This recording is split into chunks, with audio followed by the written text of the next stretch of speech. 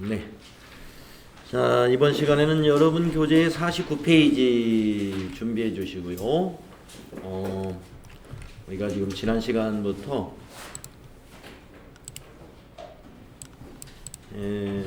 자산을 공부하기 시작했죠. 자산. 그래서 여러분 알다시피 자산은 유동자산과 비유동자산으로 구분해서 공부하실 거예요. 그래서 지금 유동자산 공부를 시작했고요. 유동자산 중에서는 우리가 두 가지로 나누어지는데, 유동자산은 저 책 하나 가지고 가시죠. 이거 놔드렸네. 거기 있네요. 네.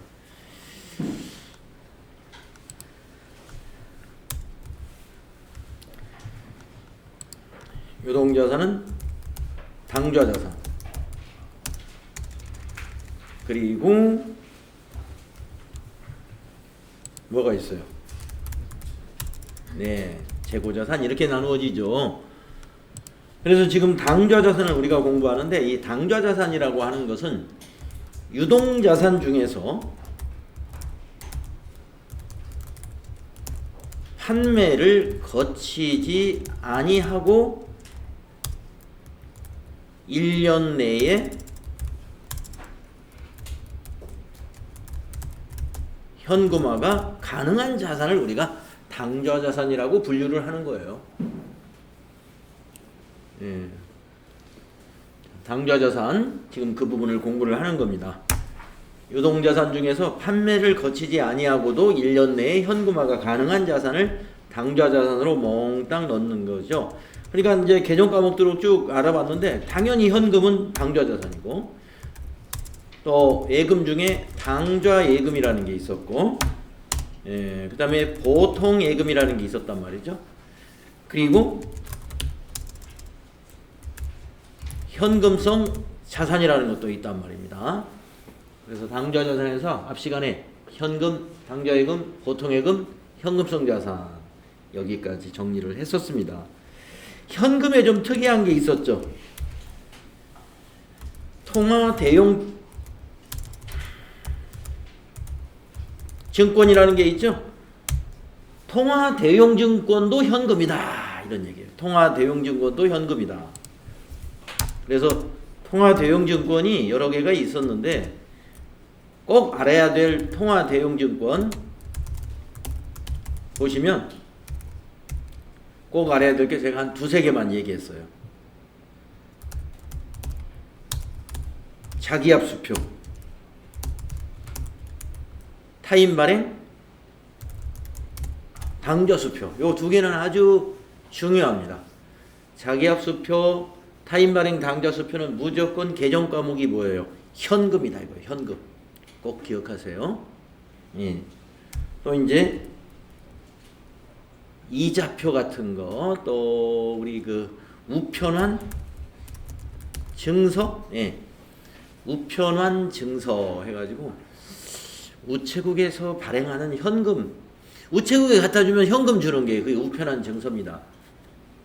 우리가 편지 봉투에다가 지금은 그렇게 돈을 보내는 일이 없을 텐데요. 우편환 증서 쓰는 경우가 지금도 있는지는 모르겠습니다. 제 기억에는 제가 어렸을 때, 제가 어렸을 때니까 얼마나 오래전 이야기입니까? 저희 위에 형제들 중에 제 위에 있는 형제, 저의 형이나 누님들은 그때 이제 이미 처녀가 돼가지고 객지에서, 저는 시골 출신이에요. 근데 서울, 부산에 가가지고 돈벌이를 했어요. 공장을 다니면서. 그러면 이제 시골에 우리 동생들이 쫙 있고, 늙은 이제 어머니 아버지 계시니까 농사지어서 돈이 없잖아요. 그러니까 거기서 이제 직장생활 해가지고 벌은 돈을 집에 붙여줍니다. 근데 옛날에 시골에 농협 이런 거 없었던 것 같아요. 시골에 은행하고 비슷한 것이 딱 우체국 하나 있습니다. 그래서 시골에 이제 아버지나 어머니한테 편지를 딱 쓰면서 편지 봉투에다가 그 우편환 증서를 딱 넣어서 보내줘요. 그게 집에 돈 보내주는 거예요. 그러면 이제 아버지가 그 우편한 증서를 가지고 우체국에 갑니다. 우체국에 가면 현금으로 주죠. 예. 그래서 우편한 증서 지금은 잘 안 쓰는 것 같으니까 시험에는 주로 뭐가 나오겠어요? 자기합수표, 타인발행 당좌수표. 이건 흔하게 나오는 것이니까 기억을 해 주셔야 되고요. 이걸 다시 실행해야 돼. 기억을 해 주셔야 되고, 그 다음에 현금성 자산, 요거 뭔지 아셔야 돼. 현금성 자산이 뭔지 아셔야 돼. 그죠?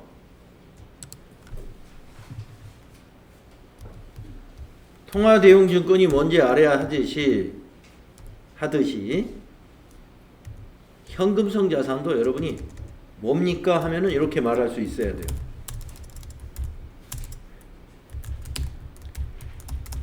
현금성 자산이 뭡니까? 그러면 취득시 만기가 3개월 이내인 금융상품이다. 이렇게 기억해야 됩니다. 현금성 자산도 꽤 많이 나와요. 시험에서 많이 다루어지는 항목입니다. 현금성 자산에 대해서 정확히 알고 있어야 여기에 관해서 문제를 내면 딱 찾을 수가 있어요. 취득시 만기가 3개월 이내인 금융상품을 가리키는 말입니다. 금융상품이라는 것은 은행을 비롯해서 제2금융권이라든가 또는 채권시장까지도 포함이 돼요. 근데 주식시장에서 거래되는 주식은 현금성 자산으로 보지 않는다. 이유는 이 조건에 맞지가 않아요. 만기가 3개월 이내인 금융상품인데 주식에는 만기 표시라는 게 없단 말이죠. 그렇기 때문에 주식을 현금성 자산으로 보지는 않습니다. 자, 그래서 당좌자산 여기까지 공부했습니다. 그래서 이어서 이제 우리가 현금 과부족이라는 거, 여러분 49페이지 괄호 5번에 현금 과부족 소개가 있는데요. 가끔 나오는다고 볼 수 있어요. 가끔 나오는, 시험에 가끔 나오는 건데 임시계정이에요. 임시계정. 자, 임시계정이라는 것은 결산서에는 나타나지 않습니다. 우리 당좌차월, 우리 앞에서 당좌예금에서 당좌차월 얘기 잠깐 했었는데, 당좌차월도 어떻게 해요? 결산 시에 재무상태표에 당좌예금을 마이너스로 쓰지 않는다고 그랬죠. 그러니까 당좌차월은 실제로 없어요. 그게 단기차입금으로 표시된다 그랬습니다. 어제 말씀드렸죠. 부채로 단기차입금이라는 걸로 표시가 돼요. 현금 과부족은 기중에 사용을 할 수는 있는데 결산 때는 반드시 이렇게 정리를 해야 돼요.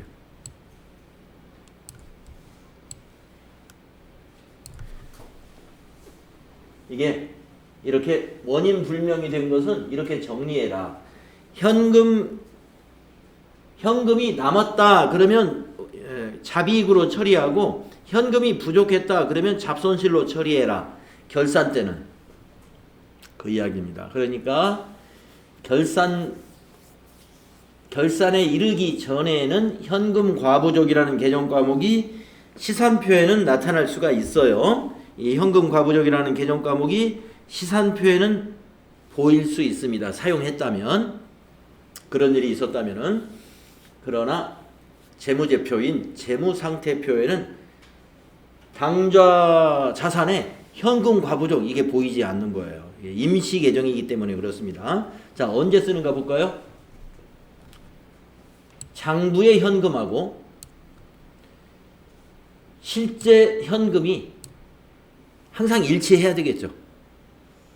그런데 기록을 누락시켰다든가, 아니면 현금을 분실했다든가요. 뭐 도난이나 분실, 이런 이유로 인해서 일치하지 않는 경우도 있을 수 있습니다. 그렇죠? 그러면은 그 원인이 밝혀질 때까지 일시적으로, 그러니까 임시 계정이에요. 일시적으로 사용할 수 있는 계정입니다. 원인이 밝혀질 때까지. 그래서 여기 첫 번째 예제를 한번 볼까요? 첫 번째 여기 장부의 현금이 작다. 그러니까 현금 출납장에는 여기다 숫자를 한번 넣어서 보면 현금 출납장의 잔액은 10만 원인데 실제 잔액은 15만 원이에요. 그러면 장부를 뭐 누락했다든지 입금이 있었는데 입금을 안 잡았다든가 그런 이유가 어떤 이유가 있죠. 그렇죠? 근데 지금으로서는 알 수가 없어요. 그랬을 때 이건 우리가 현금이 과할 때, 현금이 많을 때 이 말입니다. 현금이 많으면 어떻게 해야 될까요? 장부 잡아야죠. 일단 장부에 잡아야 되니까 차변에 자산 증가 현금. 예. 현금이 많으면 실제 현금이 많으면 장부에 잡아야 됩니다. 장부에. 그래서 차변에 현금을 증가시키면 돼요. 그러면 우리 복식부기는 대변에 반드시 원인을 적어야 되잖아요. 이 5만 원이 무슨 돈이냐 하는 것을. 그래서 현금이 5만 원이 분명히 지금 금고에 더 있는데 원인은 몰라요. 그래서 현금 과부족. 아직은 모르니까 현금 과부족이라는 임시 계정으로 대체를 해 둡니다. 아셨죠? 그랬다가 만약에 지금 여기서는 결산 때까지 원인이 불명된다라고 바로 넘어갔는데 이것이 이렇게 넘어갔는데 결산 때까지 원인이 안 밝혀지면 이렇게 된다 이거예요. 현금 과부족은 차변에 와서 없어지고 반대쪽에 5만 원을 적으면 없어지죠. 잔액이 없어지겠죠. 자비익, 수익을 발생시키는 거예요. 남은 거 그냥 자비익으로 보자. 자비익은 영업의 수익 중에 하나입니다.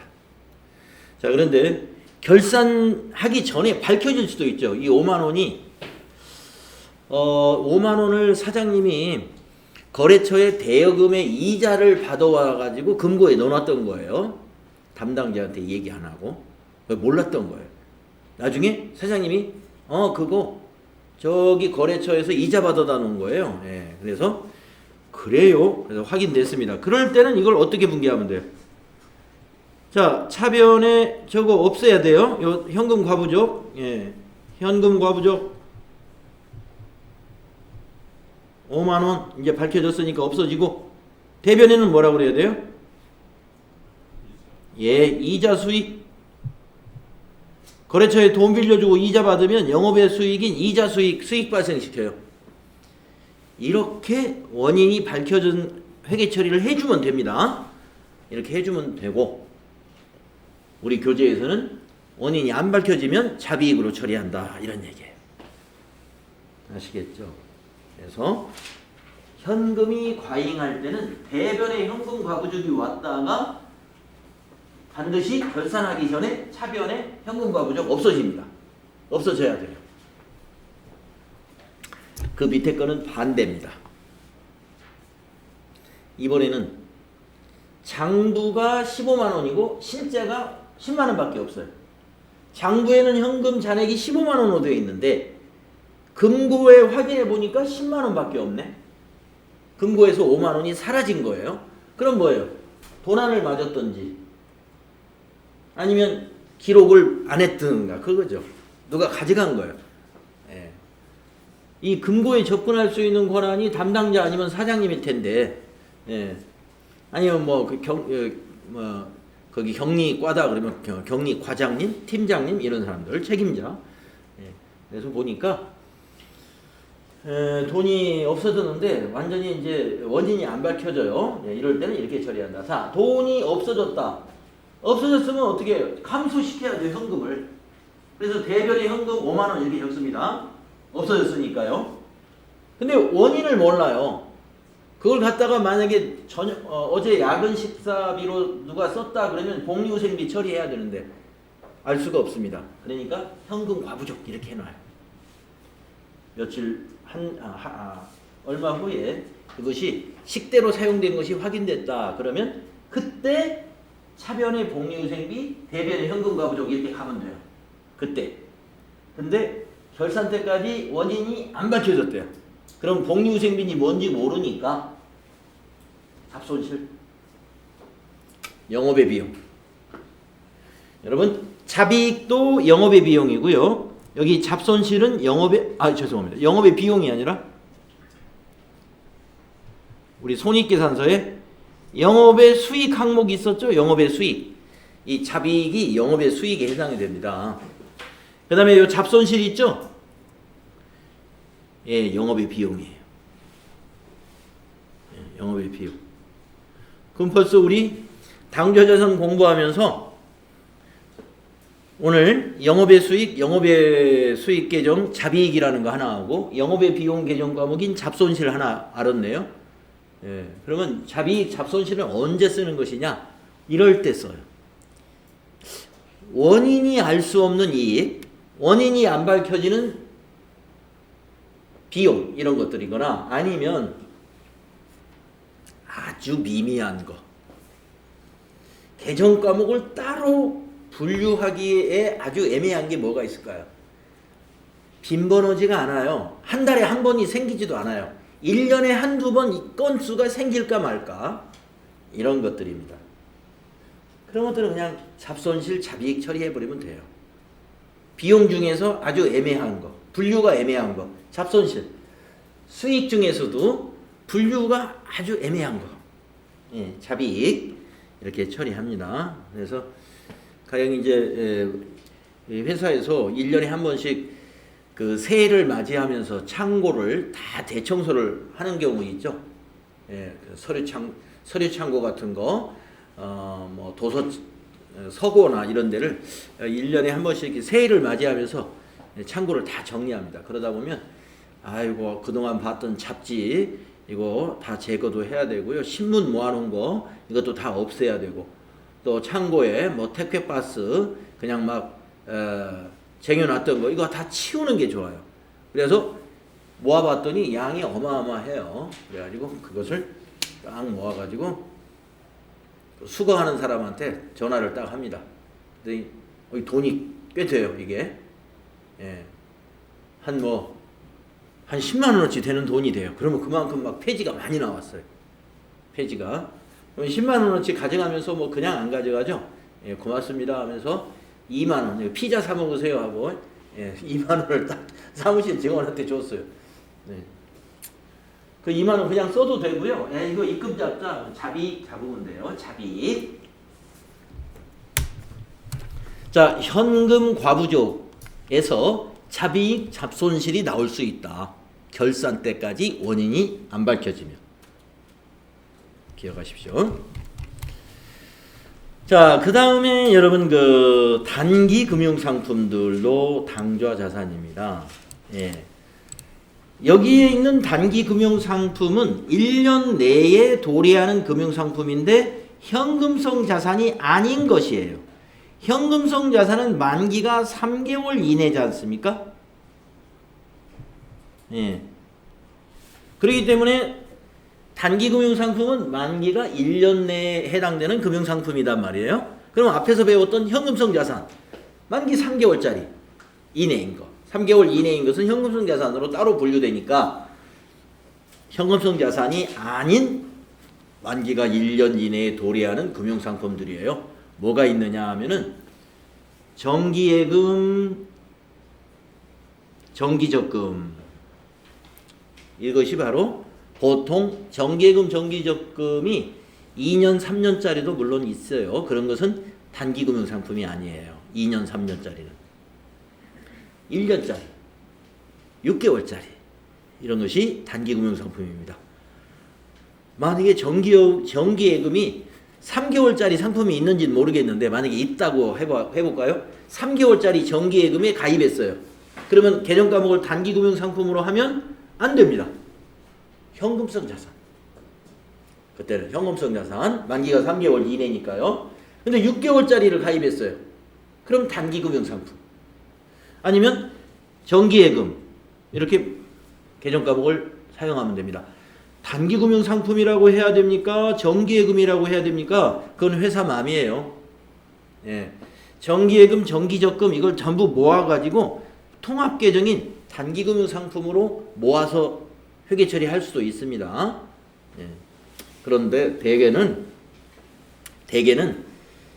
회계 프로그램에 이 계정 과목이 다 만들어져 있어요. 그래서 정기예금, 정기적금 분류하는 것이 일반적입니다. 그래서 우리 회계 프로그램 한번 보고 갈까요? 일반적으로는 다 만들어져 있습니다.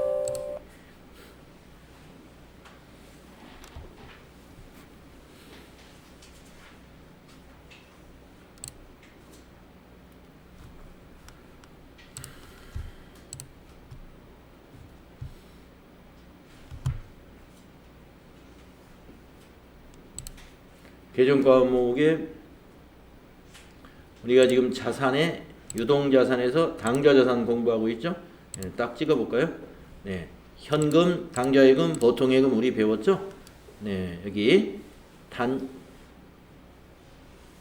단기 금융상품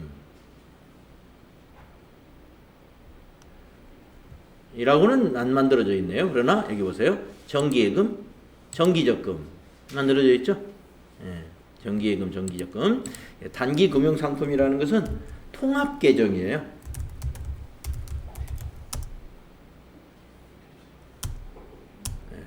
기타 단기 금융상품이라고는 만들어놨네요. 여기 106번에다가 기타 단기 금융상품. 그럼 이 회사의 경우는 뭐예요? 정기예금, 정기적금은 별도로 구분하고 그 외의 만기가 1년 이내인 금융상품을 기타 단기 금융상품 이렇게 만들어 쓰겠다는 거예요. 이렇게 분류하겠다는 겁니다. 그래서 이 계정 과목은요, 여기 보면은 중간중간에 회사 설정 계정 과목이라고 이렇게 만들어 놓은 것들이 있어요. 프로그램에서. 이거는 회사가 필요하면 만들어 쓸 수 있도록 이렇게 공백을 만들어 둔 겁니다. 코드가. 그래서 회사 설정 계정 과목 이런 빈칸을 이용해서 회사에서 필요한 계정 과목들을 만들어 쓸 수가 있습니다.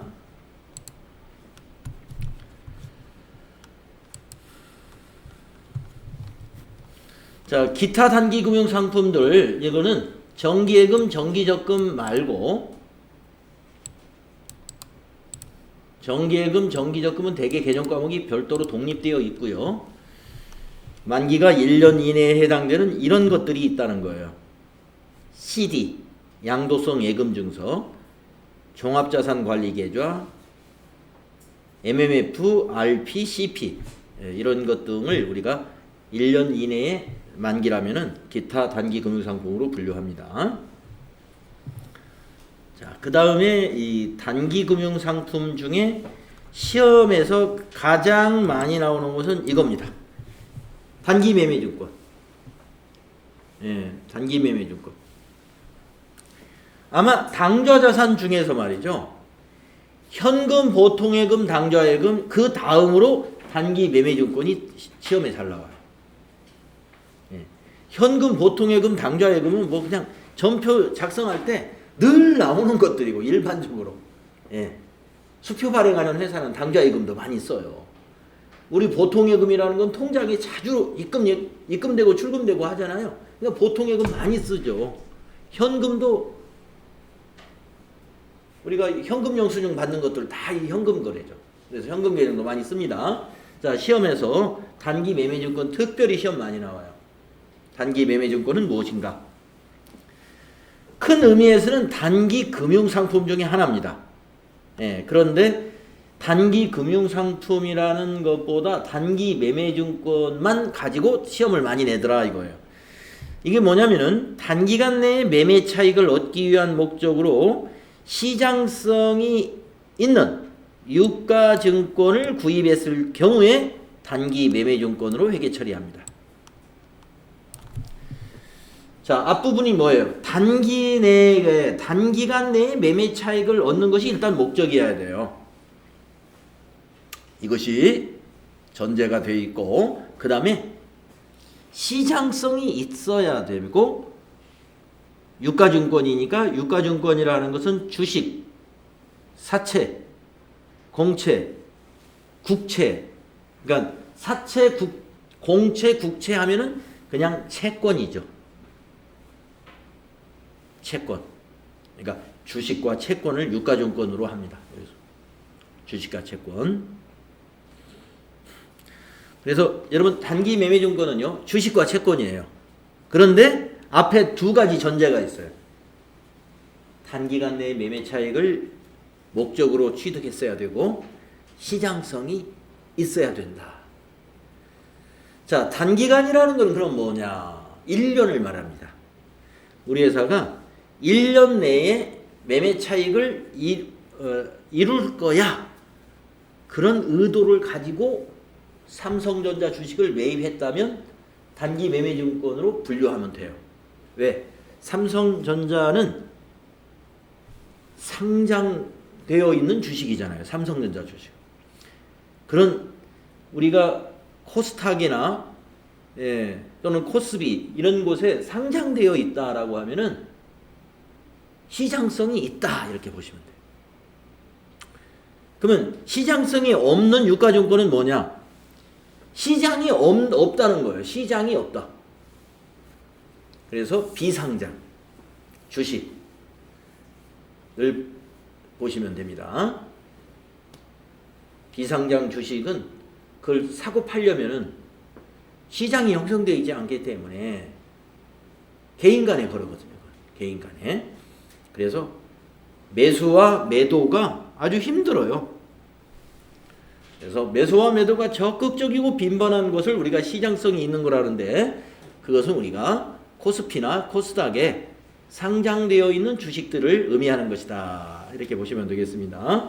자, 단기 매매 증권.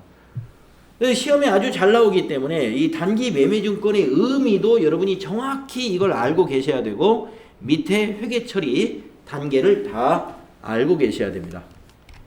그래서 세 단계로 알고 계셔야 되는데 취득할 때는 어떻게 하느냐, 평가할 때는 어떻게 회계 처리하느냐, 마지막으로 매각할 때, 즉 처분할 때는 회계 처리를 어떻게 하느냐, 그거를 알고 계셔야 됩니다.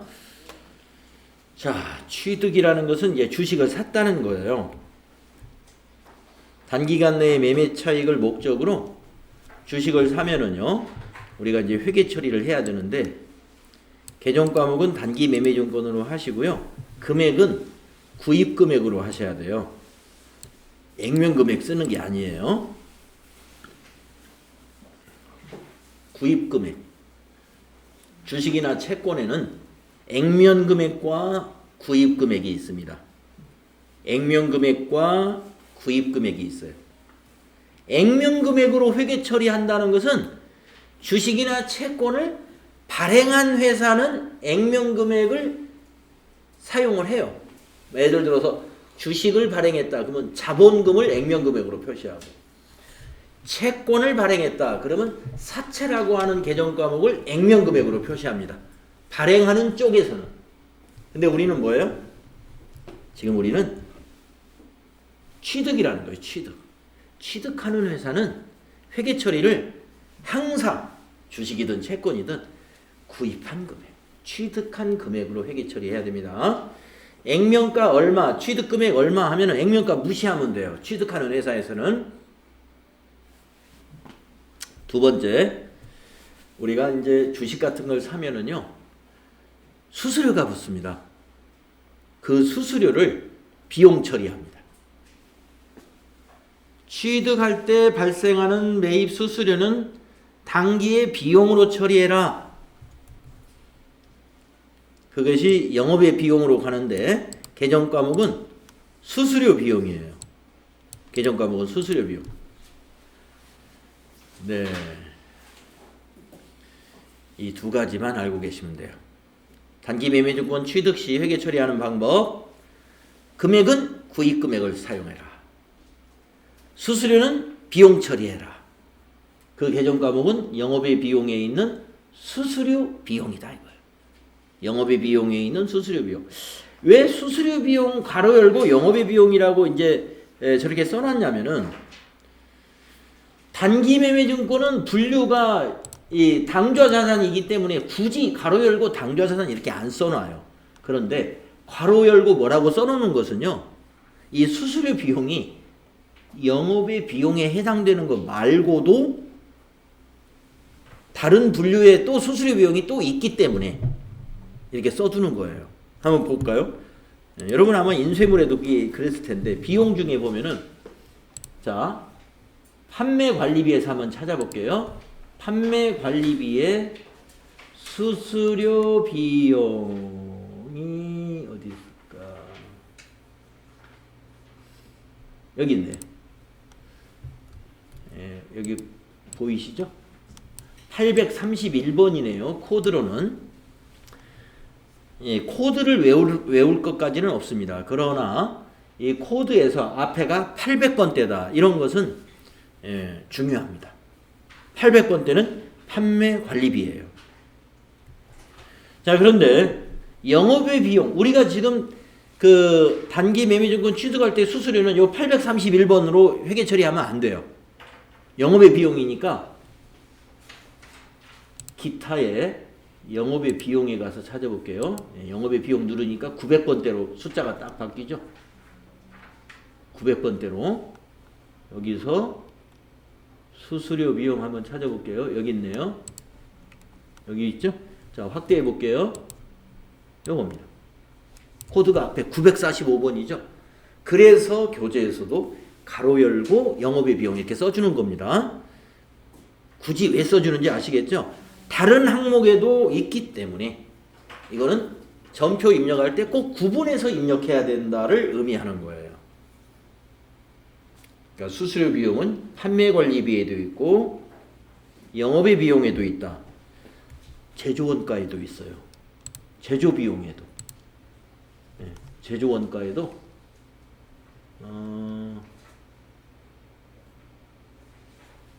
여기 확대해서 보여드릴게요. 아까 영업의 비용 코드는 900번대였죠? 앞자리가. 이건 500번대. 530. 이건 제조원가. 제조원가. 그래서 우리가 비용이 말이죠. 제조업의 경우는 비용이 공장에서 발생하는 비용. 이게 제조원가에 들어가는 비용이에요. 본사나 영업부에서 발생하는 비용. 이거 판매 관리비예요. 판매 관리비로 처리하는 비용. 그 외의 비용. 영업의 비용이에요. 그래서 지금 여기 주식을 사면서 수수료가 발생한 것은 그 외의 비용에 해당이 되는 거예요. 공장에서 제품을 만들기 위한 수수료 비용도 아니요. 영업에서 제품을 판매 활동을 하기 위한 그러한 수수료 비용도 아니다. 뭐냐? 투자하기 위해서 발생한 거예요. 그래서 이거는 우리 회사가 주식을 투자하는 회사, 금융회사가 아니기 때문에 그런 경우에는 영업의 비용을 사용하는 것입니다. 자, 굳이 가로 열고 영업의 비용 왜 써주는지를 알아두시고 이제 나중에 여러분 실무할 때는 전표 아까 그 프로그램에 입력할 때는 900번대를 찾아서 입력하셔야 돼요. 예. 코드 구분을 해야 된다는 것입니다. 자, 수수료 비용, 영업의 비용 또 하나 알았네요. 아까 잡손실도 하나 배웠고 제가 어제 말씀드렸죠. 이 당좌자산 공부하면서 자산 개정 과목만 공부하는 게 아니라 관계되는 뭐 자산 외에도 부채, 수익, 비용 이런 개정 과목이 많이 나타날 것이다. 벌써 지금 많이 나왔습니다. 어제도 단기 차입금 하나 나왔잖아요. 당좌 차월은 단기 차입금이다. 단기 차입금은 유동 부채에서 배울 거란 말이에요. 근데 미리 나온단 말입니다.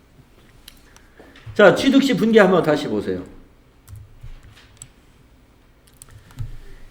주식을 자, 10,000원짜리 주식을 한 주 샀다고 보겠습니다. 10,000원짜리 액면가 5,000원 주식을 액면가는 5,000원이고 거래 가격은 10,000원이에요. 한 주를 샀고 수수료 1,000원이 들어갔습니다. 현금으로 샀어요. 그럼 11,000원이 들어갔죠. 현금으로. 자, 그러면 현금이 11,000원 자산 감소 대변에 적습니다. 단기 매매증권이라는 당좌자산이 11,000원이 증가한 게 아니라 10,000원 증가한 거예요. 1,000원은 수수료로 나가버렸죠. 그래서 수수료 비용 1,000원. 비용 발생. 우리가 그 회계의 순환과정 연습할 때는 차변의 하나, 대변의 하나인 계정 그런 거래만 가지고 연습했죠. 예, 비교적 간단하죠. 그거는. 근데 지금은 차변에 지금 2개가 나왔습니다. 개념 과목이. 대변은 하나고요. 이런 거 흔하게 있어요. 흔하게. 지금의 경우가 그겁니다. 지금의 경우가. 그래서 이제 쭉 연결을 해보면은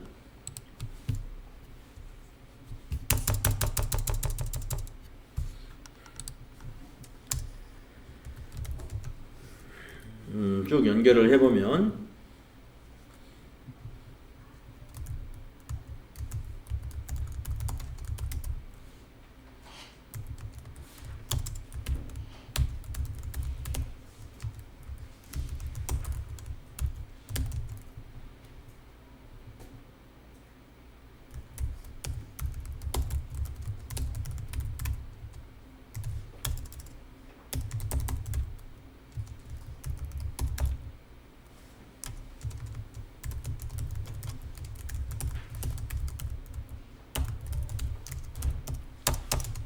내용은 이거라고 보는 거예요.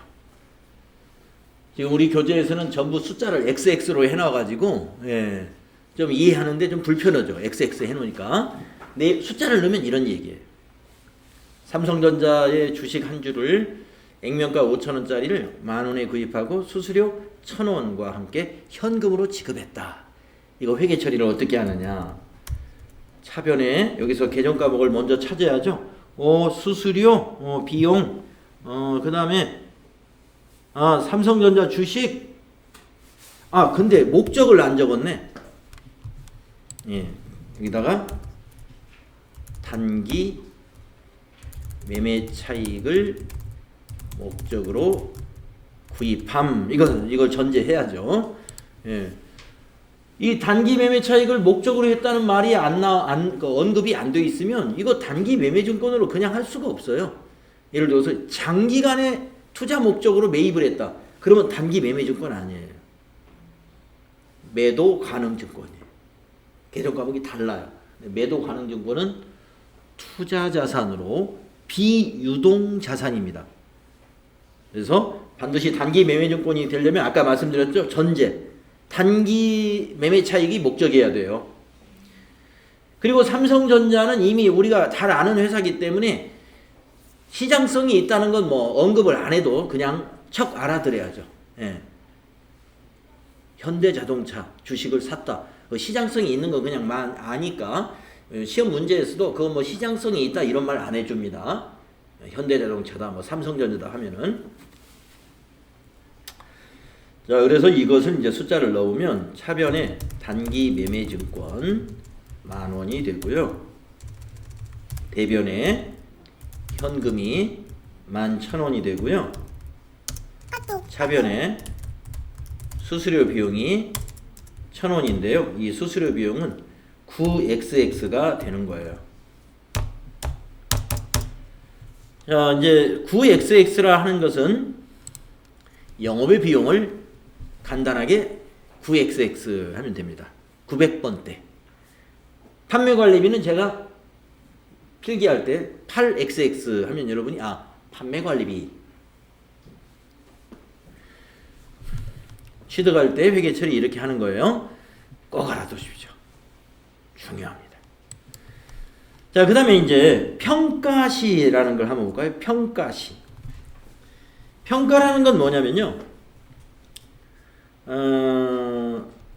이 주식을 1년 내에 처분하려고 샀는데 결산일을 맞이할 때가 올 수가 있어요.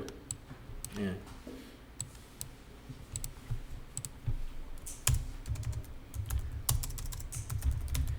결산일을 맞이하여 미처 못 팔았습니다. 보유 중인 삼성전자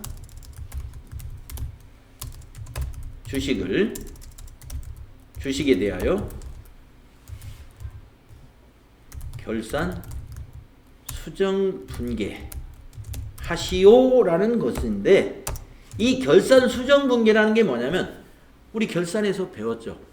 자산, 부채, 자본을 현재 가치로 평가해야 된다. 그 현재 가치 평가 중에 여기 이 주식도 해당이 되는 거예요.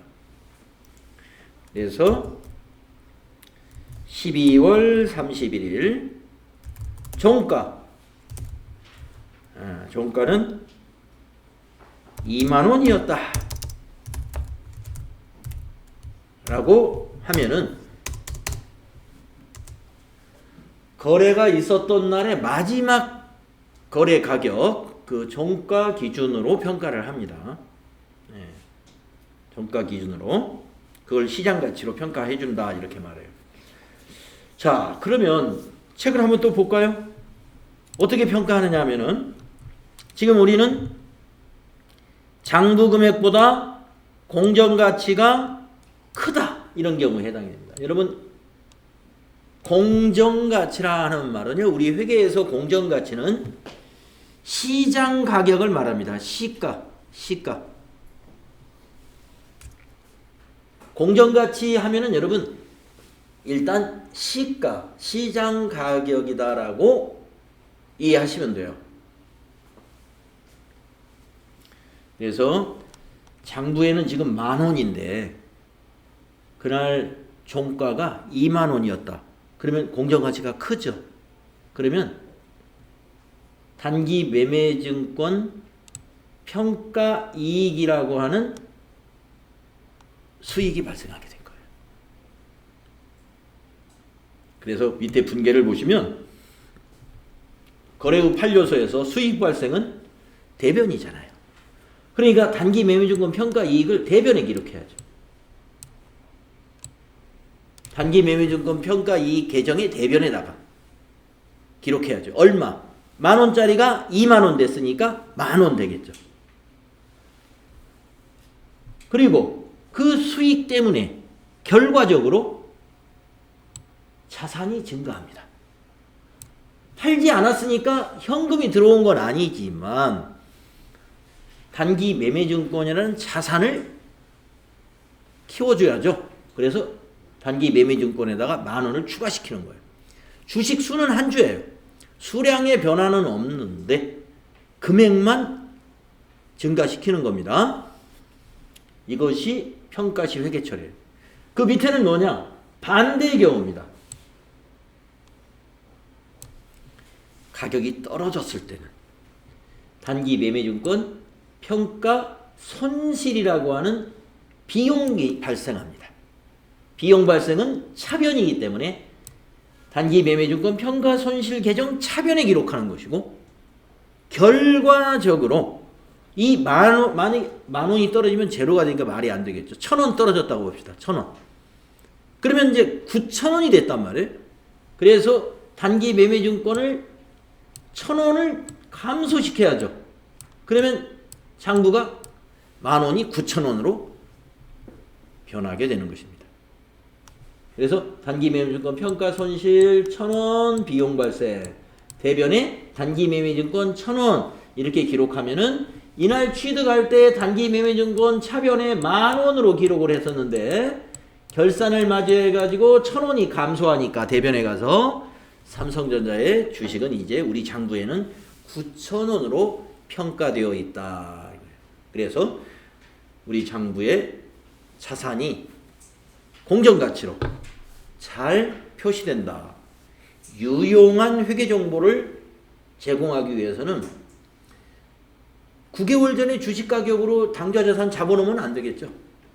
가능한 한 결산 때의 현재 가치로 이해관계자들에게 보고를 해야 그것이 신뢰성 있고 충실히 표현한 재무제표가 되는 거예요. 그래서 단기 매매증권 평가 할 줄 알아야 됩니다. 자, 그러면 이제 우리는 가격이 이렇게 올랐으니까 올랐을 때는 자산 증가를 해야죠.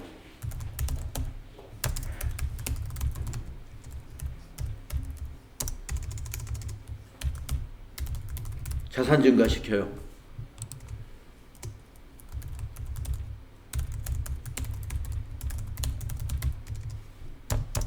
예. 수익 발생.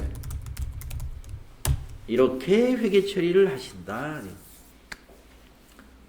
우리 책에서는 가격이 올랐을 때와 가격이 떨어졌을 때인데 지금 우리는 가격이 오른 것으로 했습니다. 대변의 단기 매매 조건